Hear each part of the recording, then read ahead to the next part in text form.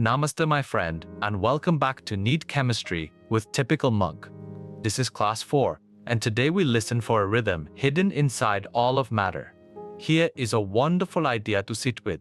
If you line up every element in order of atomic number and simply walk along the line, their properties do not wander randomly. They rise and fall and return again and again like a drumbeat. When Sarah first saw the periodic table, she thought it was just a crowded chart to memorize. But it is far more beautiful than that. It is a map of a rhythm. And once you can read the rhythm, you can predict how an element behaves before you have ever touched it. Today, one idea at a time, we learn to read the periodic rhythm. Take a slow breath. Let us begin. So what will you carry home from today's class? First, the modern periodic law. Why the properties of elements repeat at regular intervals, and what causes that repetition. Second, the 4 blocks of the table, the S block, the P block, the D block, and the F block, the 4 neighborhoods where elements live. Third, the great trends, how atomic radius, ionic radius, and first ionization enthalpy change as you move across a period and down a group. Fourth, electron gain enthalpy and electronegativity, and the famous anomalies that break the smooth pattern. And fifth, the NEET drills, assertion and reason, match the column and the order questions so that everything you learned today you can also score with. Ready? One idea at a time.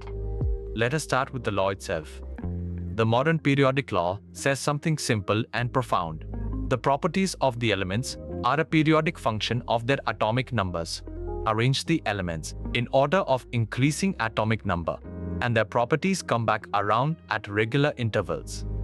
And here is the cause, the heart of it all. That repetition happens because the outer shell electron arrangement repeats. Elements with the same outer configuration behave the same way, so the pattern in the electrons becomes a pattern in the chemistry. The table is laid out to show this. The horizontal rows are called periods. There are 7 of them. The vertical columns are called groups. There are 18 elements in the same group, share the same valence electrons, so they are chemical cousins. And finally, we divide the table into 4 blocks named after the subshell that is being filled: the S block, the P block, the D block, and the F block. 4 blocks, 4 neighborhoods, 1 rhythm running through all of them. Look at this map carefully, because these 2 arrows unlock every trend in the chapter.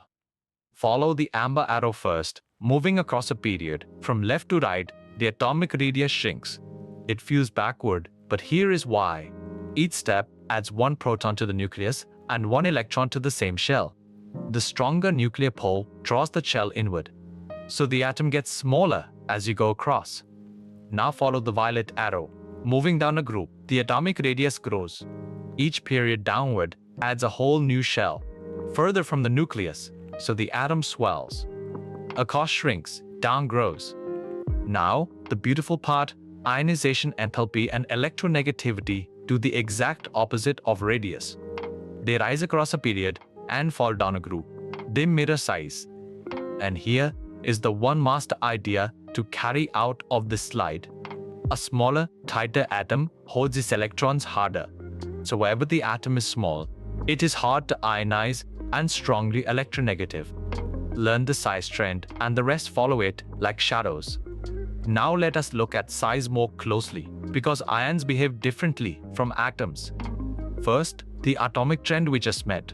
Across a period, the radius decreases, and down a group it increases. Same as the arrow map, so you already own this one. Second, when an atom loses an electron to become a positive ion.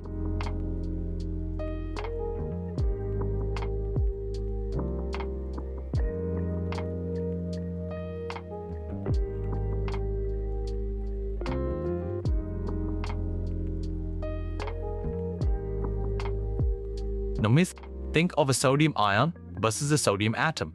With 1 electron gone, the nucleus now pulls the remaining electrons in more tightly, and sometimes an entire outer shell disappears.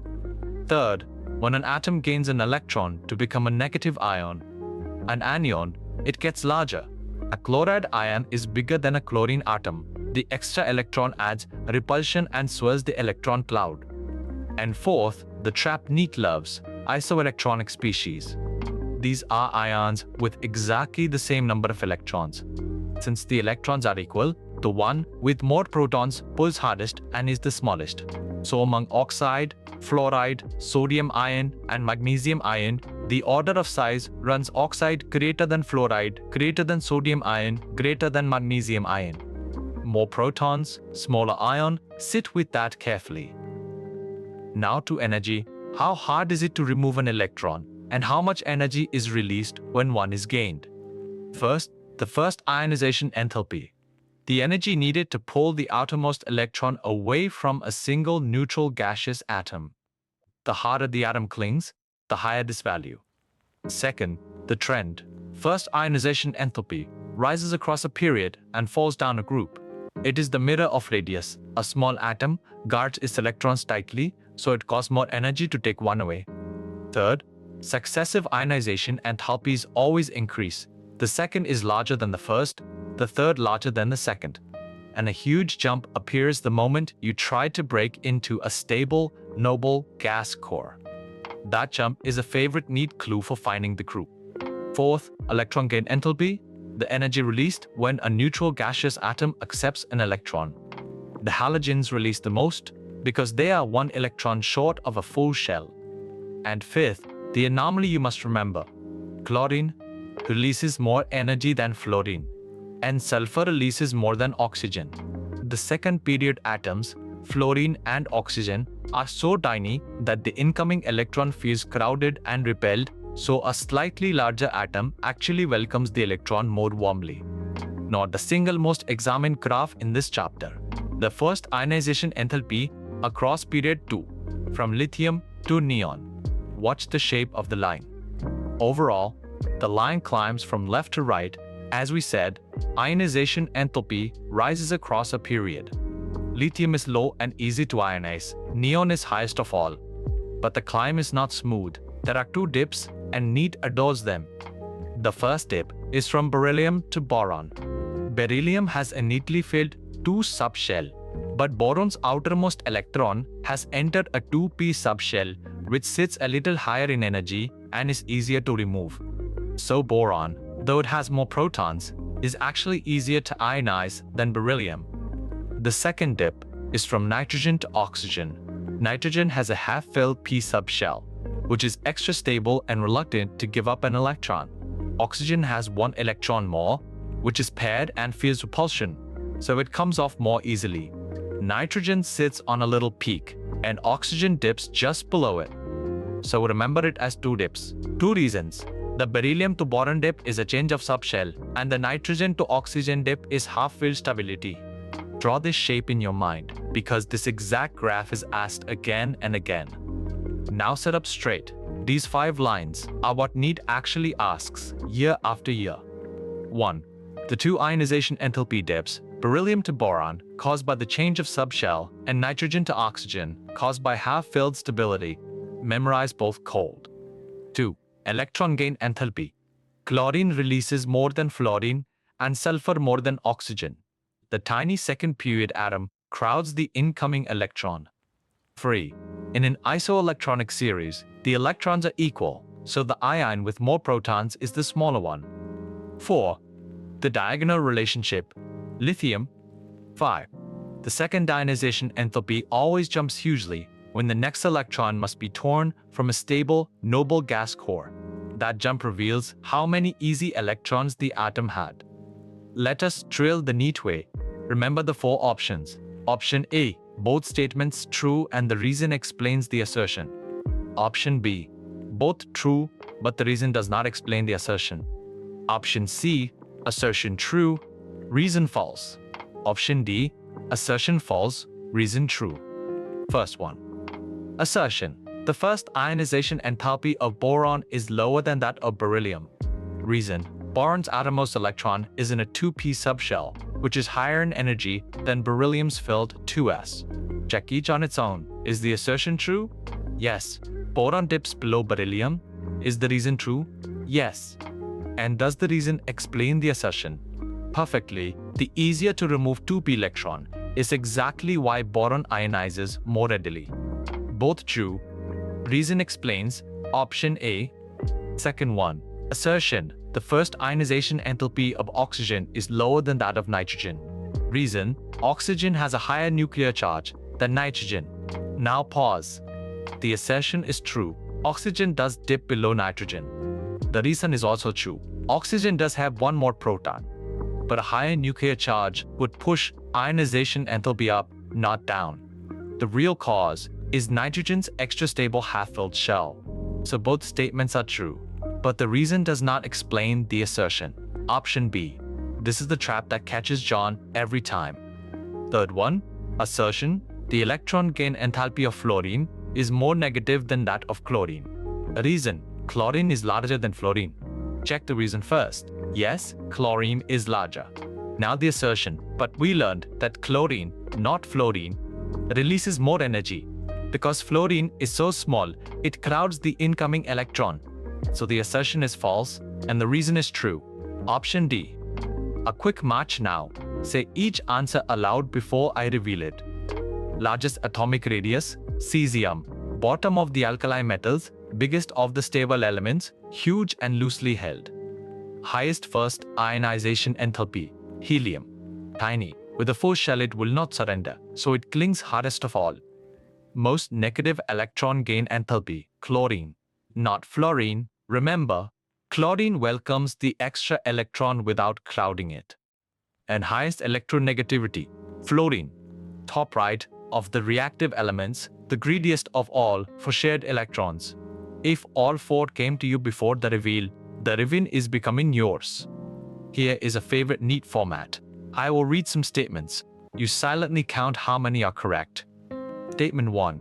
Across a period, atomic radius decreases. Hold your verdict. Statement 2. In an isoelectronic series, the ion with more protons is larger. Think of magnesium ion before you answer. Statement 3. Nitrogen has a higher first ionization enthalpy than oxygen. Picture the dip on our graph. So, how many are correct? Two statements, the first and the third. Radius truly shrinks across a period, and nitrogen truly sits above oxygen because of its half-filled shell. But the second one falls. In an isoelectronic series, more protons means a smaller ion, not a larger one. That reversal is the counterexample you should carry into the exam hall. Now let me save you some marks. 2 myths that trap thousands of students every year. Myth 1. In an isoelectronic series, the bigger the atomic number, the bigger the ion. It sounds so reasonable. More protons, bigger atom, no? David believed this for months. But here is the truth. When the electron count is fixed, more protons pull those same electrons harder, so the ion gets smaller. Magnesium ion is the smallest of its series, and oxide is the largest. More protons, tighter grip, small ion. Myth 2. Ionization enthalpy rises smoothly all the way across a period. It feels tidy, more nuclear charge, higher energy, straight up. The truth, it dips twice, at beryllium to boron because the electron moves into a higher p subshell, and at nitrogen to oxygen because nitrogen's half-filled shell is extra stable. 2 dips before the climb continues. Do not draw a straight line in the exam. Time to test yourself, rapid fire. Here is the rule. I ask, you answer in your head before the reveal. No pen, no paper, just the rhythm you built today. Question 1. Which atom has the highest first ionization enthalpy? Think top right, tiny, full shell, helium. Question 2. In the series oxide, fluoride, sodium ion, magnesium ion, which is the smallest? Most protons for the same electrons, magnesium ion. Question 3. Between oxygen and sulfur, which releases more energy on gaining an electron? The larger, less crowded atom, sulfur. Question 4. Why is boron's first ionization enthalpy lower than beryllium's? Because boron's outer electron sits in a higher 2p subshell, easier to remove. And question 5. Which element is the most electronegative of all? Top right, small and greedy, fluorine. If those came quickly, today's rhythm is truly yours. let us gather the whole class in one slow breath.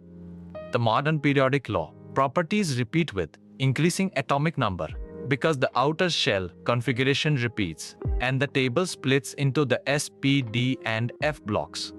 Across a period, the atomic radius shrinks, down a group it grows, and the other trends follow size. Ionization, enthalpy, and electronegativity rise across a period and fall down a group, the mirror of radius. The two ionization enthalpy dips are beryllium to boron and nitrogen to oxygen, and for electron gain enthalpy, chlorine beats fluorine while sulfur beats oxygen. In an isoelectronic series, more protons means a smaller ion, and the diagonal relationship links period 2 and period 3 neighbors like lithium and magnesium. And next class, we go inside the molecule. Chemical bonding, part 1, Lewis structures, and the V-separ theory that decides the shape of every molecule. Do not miss it. And so, my friend, we have learned to hear the periodic rhythm. What looked like a crowded chart is really a map of size, of energy, of behavior, all rising and falling in step with atomic number.